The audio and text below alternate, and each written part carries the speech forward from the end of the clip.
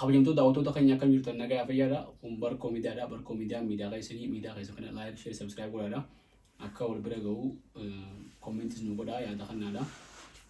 Isiniin jenna dhimma gabaabaa irratti har'aan tana dubbachuu deemna.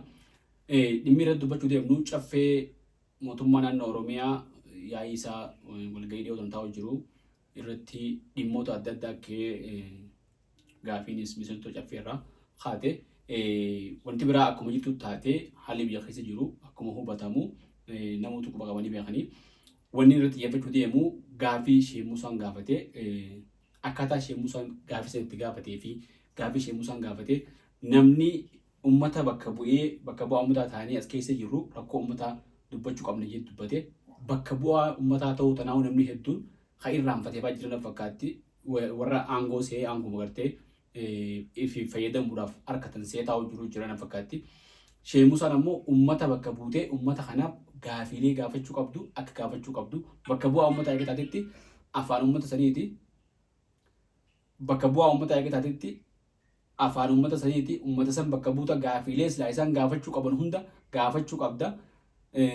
Quuqaa isaan silaa quuqaban hunda bakka isaan silaa gartee quuqaan itti dhaabbatu hunda irraa dubbachuu qabda jechuudha. Kanaaf Sheek Muusaan dubbate Sheek Muusaan ammoo akkaataa inni dubbate bifa ajaa'ibatiin dubbate gaafii walitti cuunfee gabaabsee mootummaan waggaa dheeraa booda mootummaa Oromootii kan maanta na jiru kuni carraa rabbiin nuuf fidee jee sun ammoo namni Oromoo bulchuu jiraachuun ifa mootummaa kana dantaa abbaa jira ofii ofirra qabaa jee abbaa jira ofii ofirra qabaa ofirra qabuu qabnaa jee ammoo wantoota gartee silaa uummataaf dalagamuu qabu ummataaf dalagamuu tajirtu gaafummaan ummataatu hogguu gaafatamte yoo deebisa harkatte gaariidha. Yoo deebisan harkanne immoo namichi gaafatu ni ifata akka gartee ummanni kunis gaafiinsa akka deebisan harkanne hubateeti gartee miiruma gaafii gaafachuu sanuu ummanni dhabaa bakka dhabbii je gaafiin deebisa harkachuun malti mootummatti himataa ummanni waan silaa himatu jee gaafiilee kaasee mee viidiyoo kana dhaggeeffadhaadha walitti deebina.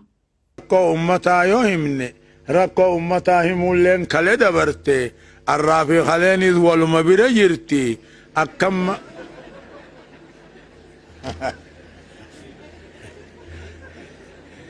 موسى بسم الله الرحمن الرحيم شرانك يا إن شاء الله قالتو ماذا نجايا بقى الرب نهاجيو دوبا إن شاء الله هجين كينيا ونخيسه النقافة درئي سرنا دبري في سرني أما الرخيسة يرو انتان نتي الرجال خفنا في الرقبوق أمنو أنقو ربي نميريه نونجه خانا مال برهي دبتقو في سدتمي سديته نرى ميرتان ترتي ايغسي ربي فرقان نوخني ربي قدا قلني هاقيو ايغسي ورمو مريدا ولد بخنا اللي قلني هاقيو ربي قدا لاني اكنا اركني بيتين يتنر والدبرو تري برا دبتقو سدتمي سديك كيست واني كستاتيف دوبا دنتا عبا جلا خفه في الرقبة جاني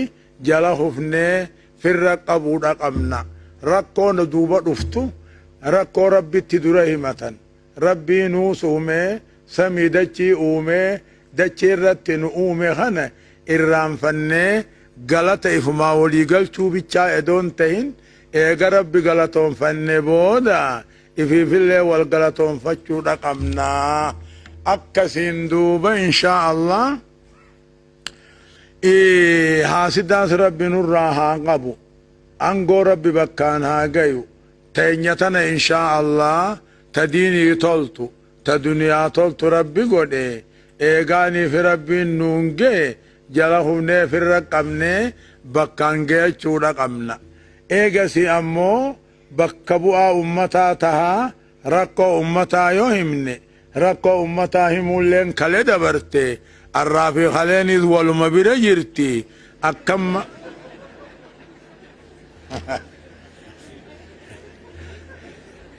insha Allah akkamma harargee bahaa seenna bahaa fi lixaatti uhu insha Allah rakkoo hodduudhaa jira bishaan haa taatu daandii haa taatu waan adda addaatii jira dubbii gabaabseetiin jumla kanna خنا هندا هوغا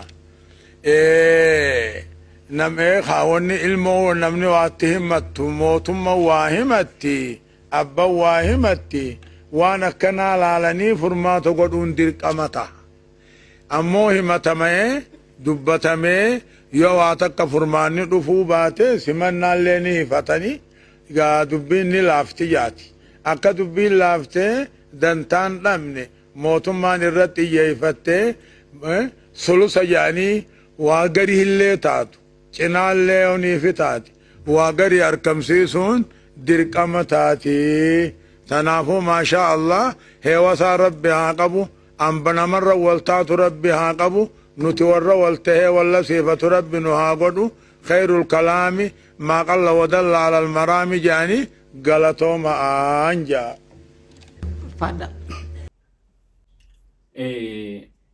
Viidiyoo kana akka waliin dhaggeeffannetti viidiyoo kanarratti Sheek Muusaan adda babaasee gaafate jechuudha. Akkataatti gaafatanii fi waan takka miseensota caffeedhaa wanni kofalchiise inni boodara Sheek Muusaan of maabuu koflee isaan kofallaan gaafachuun silaa kalee dabartee je gaafii gaafachuun silaa rakkoo teenyamachuun kalee dabartee kalee fi arni sammuu Oromoo biraa jee sanii koflanii dhuguma kaleen dabartee arruma guyyaa ittumaana jechuudha walumatti aanaa wal bira jira.